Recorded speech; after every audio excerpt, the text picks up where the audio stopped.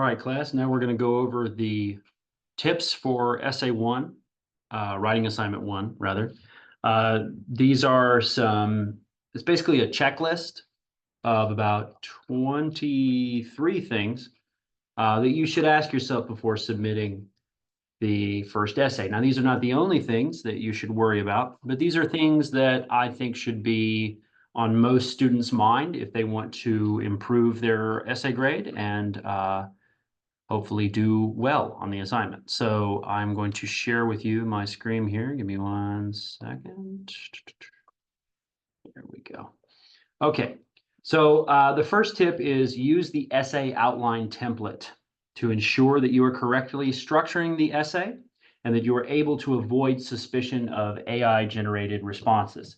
So some of you asked what to do for the outline. The outline assignment sheet is in the folder for outline 1. So, make sure you read over that. It explains each part of the essay in full. And if you follow that format that is given to you by the outline, you eliminate a great deal of suspicion regarding AI because AI can't really conform to the structure that I prefer yet. There are certain things that it's not going to be able to do the way that I want things to be done. So by using that template and by sticking to it and making sure you have a place for everything and everything in its place, then you avoid that suspicion in large part. Number 2 is always have a strong thesis statement. That's going to be the last sentence of the intro. Remember that subpoints are generally a good way to telegraph essay structure in the thesis statement. So, you don't have to have subpoints, but they do help. The thesis statement should contain the main idea of the essay. It should express it clearly without any questions as to what's going on. And it should give some structural indication, or at least better theses tend to do that, right? Give some kind of idea of how the essay will progress, what topics you're going to cover. The example that I always use in my class is for a classification division essay on the different kinds of bears. And you may say, bears are one of the largest predatory animals in North America and include 3 categories. And then you put a colon, you list the 3 types of bears. So the black bear, the grizzly bear, and the polar bear. So that is a thesis statement that lays out the main idea, tells me what we're going to do. We're taking the big category bears and we're looking at the smaller subgroupings of bears. And it gives me those 3 subpoints. So I know, hey, in a 5-paragraph essay, there's probably going to be one about each type. So that's just a good way, a good structural way. It's not the only way to do it, but it's a good idea. Number 3 is always have strong topic sentences which relate directly to the thesis statement. So a topic sentence is like a microcosm of the thesis, right? So if the thesis is the big picture argument or big picture topic, then the topic sentence is going to be, more focused in on a specific area, a specific topic. So always include those topic sentences. They are generally always going to be the first sentence of each body paragraph. And they are just going to do exactly what the thesis does, which is establish the body paragraph, the main idea of that specific paragraph, and they're going to relate directly to the thesis, usually on the basis of those subpoints. Number 4, don't neglect the title. Title is part of the hook, right? It's part of the attention getter. The title subtitle format is best. Do not label it Essay 1 or Process Essay or whatever, or My Essay. Those are not good titles. You got to think of it as, what if you were going to get published in a journal? Your title would really matter because people, as superficial as it is, people do make decisions to read things based on the title. So if you have a lousy kind of snoozer title, it's not really helping you out. Number 5, make sure to follow the formula hook, line, and sinker for intro paragraphs. That's my specific formula for intros, but I think it works very well. We start with a hook or an attention getter. That's going to be some way to draw your reader in, to get them invested in this endeavor of consuming a work of formal writing, which is generally kind of a snooze fest, I'll be honest. So having that hook and getting me invested is very important. Next comes the line. That's going to be all relevant contextual information that you need for your essay, and in particular, your thesis statement to make sense to the reader. So if you're writing about a certain environmental thing, cause and effect of algae blooms on coastal settlements, you're going to want to give some context. What is an algae bloom? How do they happen? Where are they likely to happen? How long has this been going on? Is this a common thing? That's all the information, all the questions that your reader's going to be asking if they've never really been properly introduced to a topic. So the line is a good way to establish that context. Keyword there being context. What do I need to know? Now, I don't need to know everything about environmentalism to understand algae blooms. I just need to know what I need to know. So it's up to you to figure out what that is. I say be careful of fake quotes. I'll probably say that again somewhere else. That's referring to the hook. You know, a lot of people try to use quotes that they find on the internet from the hook. There are so many fake quotes online, it's ridiculous. One of the most commonly circulated fake quotes that I'm aware of, people often attribute Albert Einstein as saying the definition of insanity is repeating the same thing and expecting different results. He never said that. That's someone else that it was falsely attributed to Einstein. So you got to be careful of that kind of stuff. If you're just going to brainyquotes.com and pulling some crap off the internet, it's probably not legit, and you would actually get points taken off for that. Number 6, avoid the use of first-person pronouns. Generally, that's going to be I, me, and my. And the reason that we say that in formal writing, there's several reasons. When you get to argumentation, you want to avoid I because that invites conjecture. It invites opinion. And we don't deal in the realm of opinions in argumentation and persuasion. We deal in the realm of what we can show and what we can demonstrate and what we can verify through credible sources. So referencing yourself, that invites you to express opinions. It's not really a good idea. You do want to avoid that. The next thing is going to be generally third-person pronouns should also be avoided. Number 8 is avoid cliches, colloquialisms, and colloquial speech and jargon generally. If you do use jargon, make sure it is defined. So we'll go through these 3 things. The first one is cliches. What is a cliche? It's like an overused expression, something that you hear all the time, and it often takes the place of a more articulate expression of what it is that you mean. So I'll give you an example of a cliche. And cliches and colloquialisms often overlay. They're often the same thing. But a cliche would be, well, that's the way the cookie crumbles, right? And you're saying that because what you're trying to do is just tell the person like, well, sometimes things happen and you can't control them.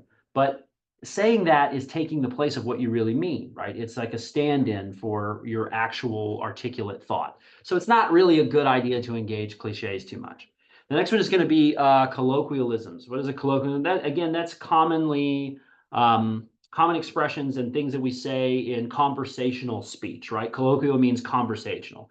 So examples of colloquial speech outside of the realm of cliches is going to be like, a big one is when people refer to human children as kids, right? Now, probably you didn't realize that that's a colloquial terminology. When you say kid, you're referring to a child, and it doesn't really compute that that's even a bad thing. But the problem with that is that kid is actually a word that means baby goat. Now, I don't pretend to know the etymology of this tradition of calling, not etymology, but I don't pretend to know the origins of the tradition of calling human children kids. But I would imagine it was something to the effect of some farmer sitting around and dealing with his unruly children, and then he calls them a bunch of unruly kids, and it sticks, right? Of course, he was using the term for baby goat to kind of tongue in cheek, you know, sort of mock them, I guess, or to emphasize their unruly behavior. But it is colloquial speech, technically. It's one of the more like lesser known, like that this is actually not very formal. So you want to kind of get rid of stuff like that. Think about it. If you were ever in a conversation with someone, a very casual conversation, you would not generally want to use too much formal speech in that. But if you were in a very formal conversation, like if you were talking to the governor or to your professor or something like that, you would use very formal speech and you would avoid saying things that were colloquial.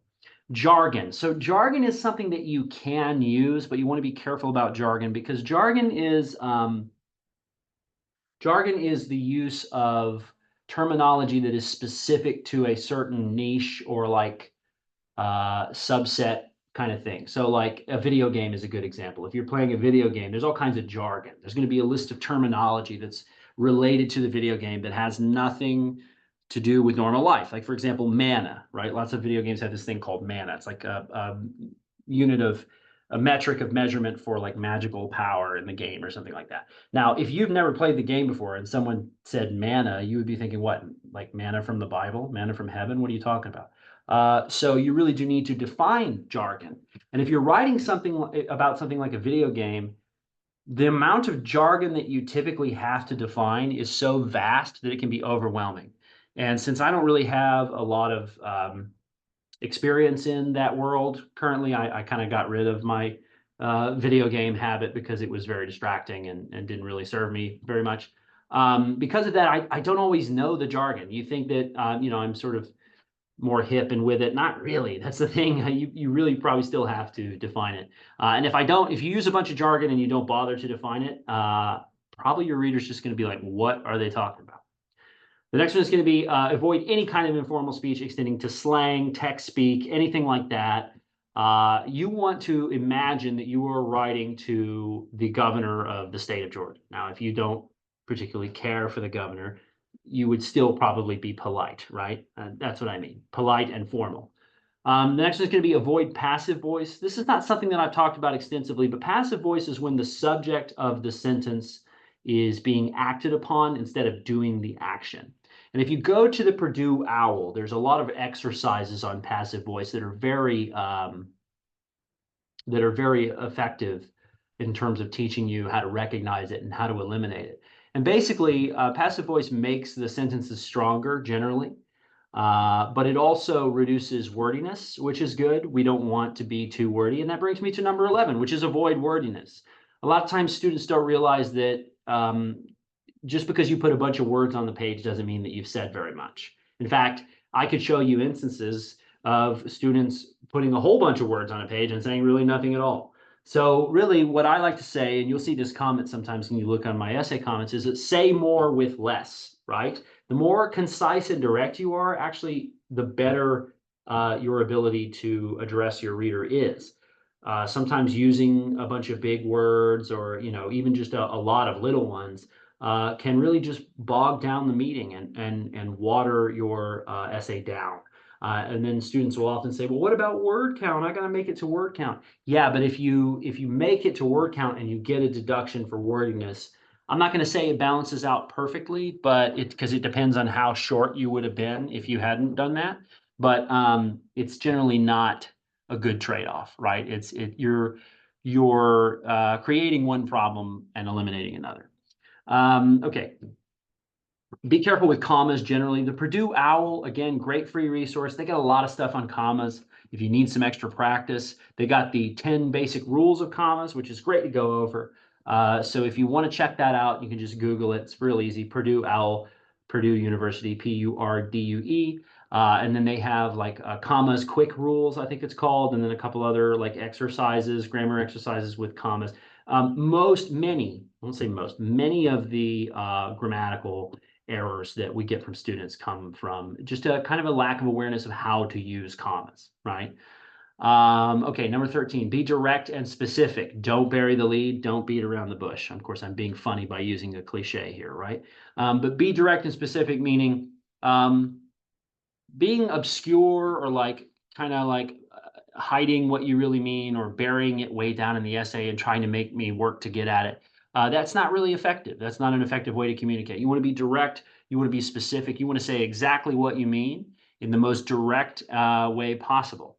So also when I say don't bury the lead, meaning get to the point, right? If your essay is about narwhals and you don't mention them until the first paragraph, that's burying the lead, right? I need to see that straight up. I need to know what's going on. Let's see, what else do we have? Gosh, number 14. You aren't Deadpool, so don't break the fourth wall. So the fourth wall refers to a concept in theater and film wherein it's sometimes in novels and other forms of prose too, where a character will acknowledge the fact that they are in a film or in a theatrical production. And this happens in the superhero movie Deadpool, which is kind of a spoof on itself in a weird way. But the character Deadpool will often look at the camera, acknowledge the fact that he's in a very screwed up situation and make some kind of off-color joke or something like that. That's just kind of what the character does. It's sort of his MO as a character. He's the fourth wall guy. So you don't want to break the fourth wall in your essays, okay? Meaning you don't want to say, in this essay, I will tell you about essays and how to write them. You don't want to say, as mentioned in the previous paragraph, because when you do that, you're getting meta and you're referencing the fact that I'm reading an essay, and that's just really weird. It's like Shakespeare with the play within the play. And then you think, wait, if they're watching a play within the play and I'm watching the play, is somebody watching me as a play, watching the play within the play? And it gets, your mind blows. So just don't break the fourth wall. It's wordy, it's confusing, it doesn't help. Get rid of that meta perspective, right? You want to stay focused. All right. Word variants. Avoid repeating the same words and phrases over and over and over and over and over. It does happen a lot, you know, and sometimes we have, you know, people have catchphrases. They have things that they say and they say them too much and they don't even, a lot of times they don't even realize that they're saying them. So for me, when I'm writing, the catchphrase that I use all the time is the word indeed. I say the word indeed like probably 20 times every time I write an essay. It's just something that I do. It's like a space filler. It's like a general transition that my mind just defaults to. And I know this about myself. So when I'm done with the essay, I go back over it and I look and I say, okay, how many indeeds are there? And I circle all the indeeds. And then I have the indeed firing squad where I go through and I take out about 20 of the 25 indeeds. And then I replace them with some other transition or just eliminate them entirely. A lot of times you don't need that. You know, it just depends on the situation. So if you have a lot of word, if you keep saying the same word over and over again, that can be a problem, especially if it's in close proximity. Like if you use the same word 3 times in a sentence. That is a little, you know, you may not notice that while you're writing it, and it may technically be grammatically and structurally correct, but the overuse of the word is, it detracts from your writing because people can hear that. They fixate on that. And so what I recommend for a lot of students to do is read over the essay out loud, like out loud, right? You know, your parents are going to think you're weird. They probably already do. Let's be real. So you can read that out loud, and that way you will hear it instead of just reading it. Your brain can play tricks on you, right? It doesn't always tell you everything about what's going on. But when you go through the extra effort of vocalizing the words, I find that a lot of times there is a greater likelihood that a student will become aware of a problem like that. So that's something you want to consider. Read out loud and variate your words. Now, I will add a caveat to that. Please be careful with the thesaurus because the thesaurus is a dangerous animal for a number of different reasons. The main one being is a lot of times words are not perfect synonyms. They're only like conditional synonyms. There's only like a certain circumstance when a word will be the same as another word. So the example I use for that is death and sleep. Right? Those are very different things. Death and sleep, totally different things. However, in a certain circumstance, they are synonyms, right? The big sleep, right? Or when someone dies, we say rest in peace, right? Well, they're not like resting, not really, right? They're dead. That's different. So those are synonyms, but they're not perfect synonyms, and they rely on a certain context. And a lot of times you, especially if a word hasn't been used in a while, or if it's not very commonly used synonym, you may not know that specific context. You may not know the situation into which that word applies appropriately. So if you were to say, grandma is sleeping, she better be in the rocking chair in the other room, right? Because to say that and not understand the context, you're not communicating the message effectively, right? So be careful with a thesaurus. I always say that. They're not, and you don't always want a bunch of big words to make yourself sound more snazzy. I find that that really detracts from the writing. Use the lexicon you have.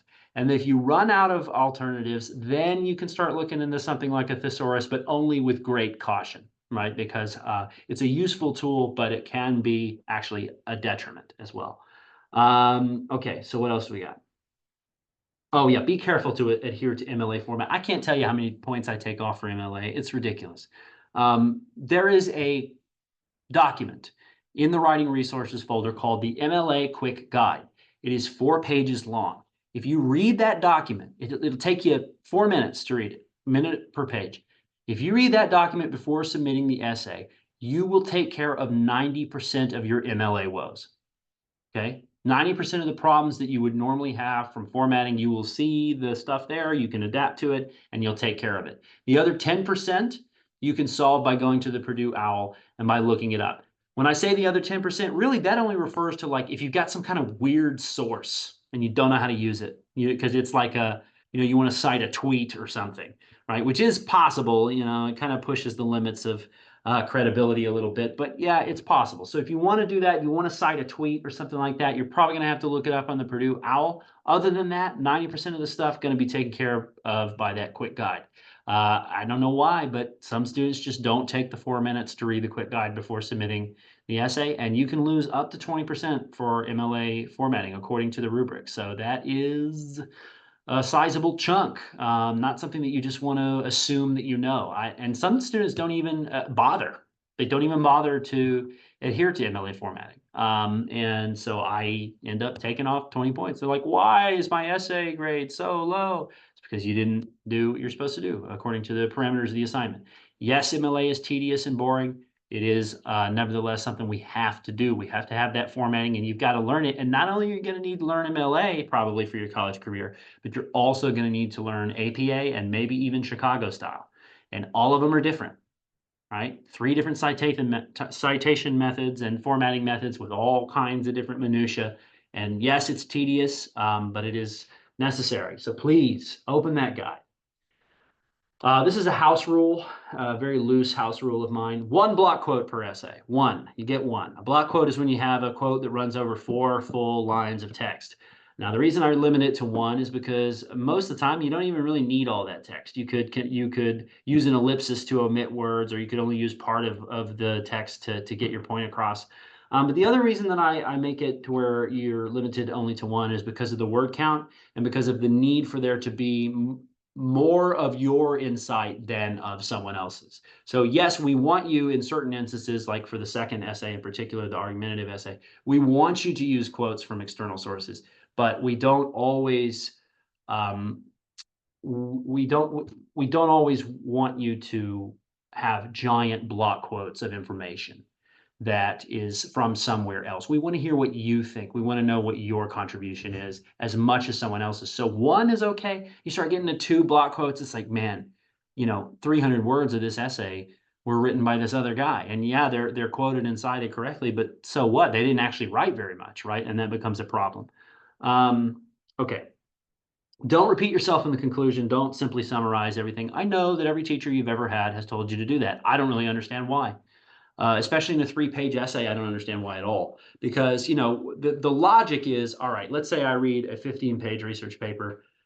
That's 15 pages. That takes a while. Maybe I don't remember everything. Maybe I just glossed over some stuff. So yeah, having that summary, hitting home the points, that's a good idea at the end. But 3 pages, if I have forgotten what you said in 3 pages, something is wrong, right? So having that summary at the end is just repetitive.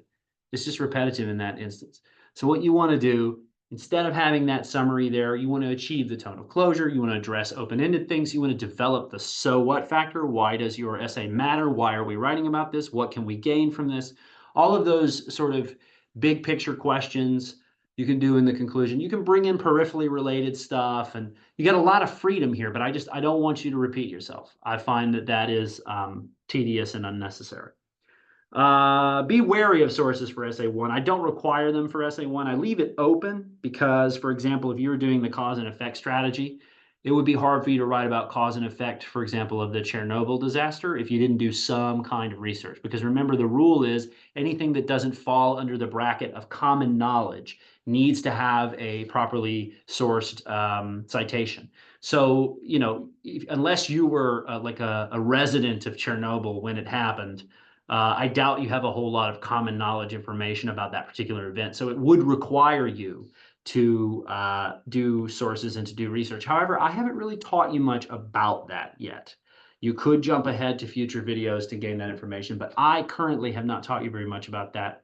So you're taking a risk, right? No one is going to get extra points for using sources where they aren't required. You really only risk losing points. That's the thing you need to understand, because they're not required. It's not like you get it. It's not like I go, ooh, they use sources and I give you an extra 10 points. It's more along the lines of they used sources because they had to for this specific topic, and you better hope you did it correctly. If you don't know how to do it, you might want to avoid it. You might want to change your topic entirely, or you might want to work ahead and figure out how to maintain those credibility standards, how to use in-text parenthetical citations. Because if you don't do those things, you're going to get docked, and you might even get a plagiarism violation, depending on the situation. So be wary of quotes. If you have to use quotes, if you have to use sources, the best way to get them based on the limited resources that we have available is through Galileo, the Georgia Library Online. That's going to put you in connection with a lot of scholarly journals and things of that kind that, that's pretty much vetted for credibility, at least to some extent. Depends on the source, but generally speaking. So Galileo is your friend if you want to use sources. Definitely don't just run a Google search and quote me something from a blog or from like a nonprofit website. Students do that all the time, and it is not, you will lose points if you do that. I'm telling you right now. If you go to some nonprofit charitable organization, some sort of like, I don't know, Normal or the NRA or something like that, and you pull a bunch of statistics and you put them, that's not going to count, right? You got to have that standard of credibility, which is based on really academic institutions and the process of peer review, which I have not explained at this point in the class, so you might want to be careful. If you do use sources or quotes from anywhere, always have a lead-in statement for your quotes. An example of a lead-in statement is according to one scholar, or as one expert suggests.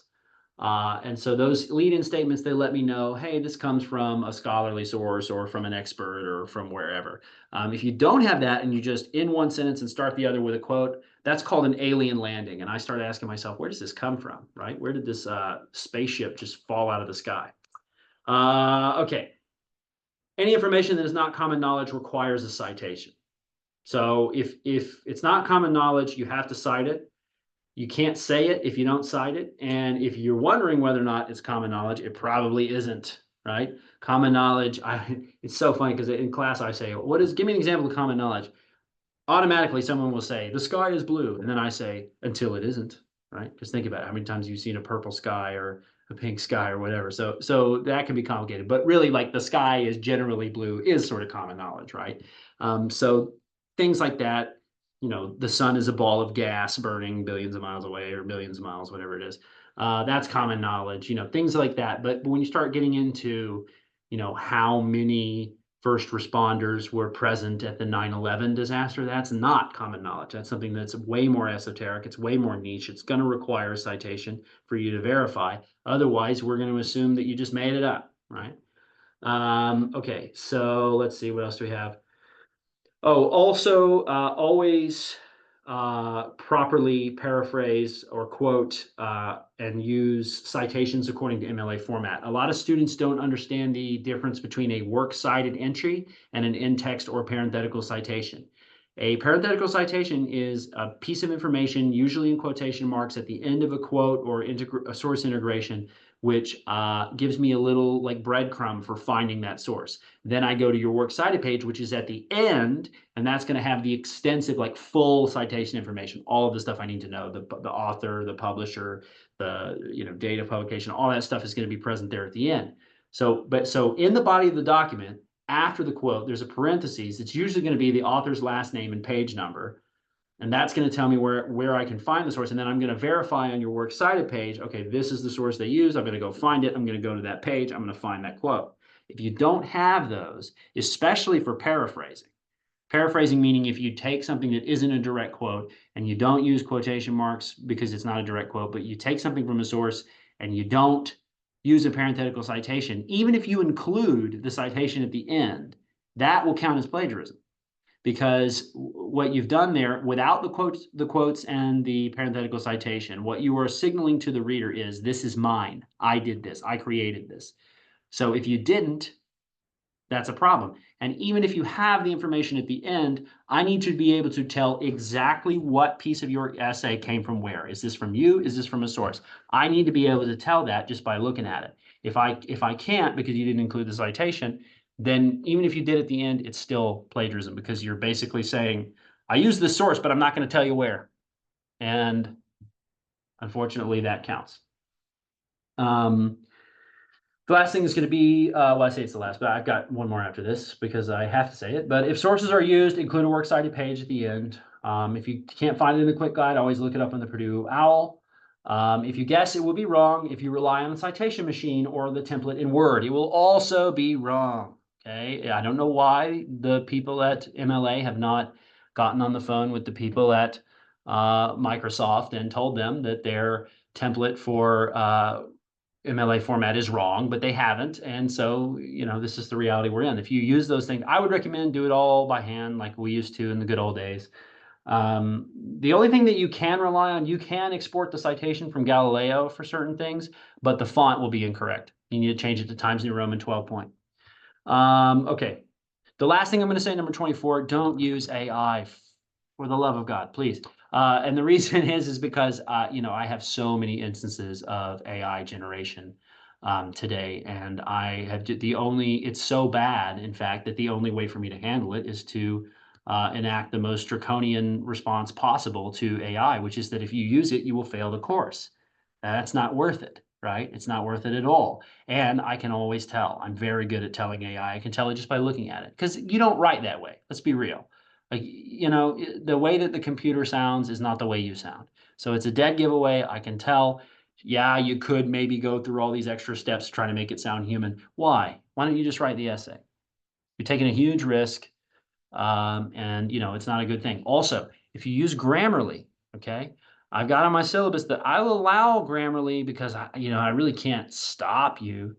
But the thing is that Grammarly, especially the premium version, uses AI to improve your writing.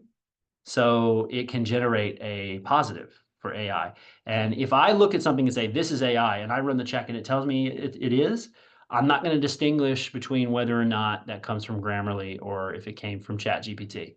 Because to me, it's the same. You're obviously over relying so much on that software that it has changed fundamentally your writing to such an extent that it now resembles that of a computer instead of a person. That is a problem. And the reason that I don't allow that loophole is because I've had students try to abuse it. I've had students that clearly use ChatGPT that will say, oh, I used Grammarly. And it's like, oh, okay, And then likewise, I've had students that really did use Grammarly and they get flagged and they're upset about it. And I feel for those students, but I can't make that distinction because I can't allow for that loophole because then that's what everyone would say. And then we just have to open the floodgates and I'd be grading AI essays instead of essays written by people. So please be careful about all that. Be careful about Grammarly. Don't use AI.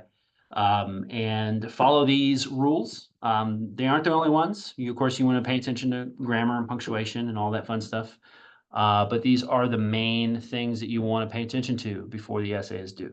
So if you have any questions for me, please shoot me an email or call me, and we'll take care of that for you.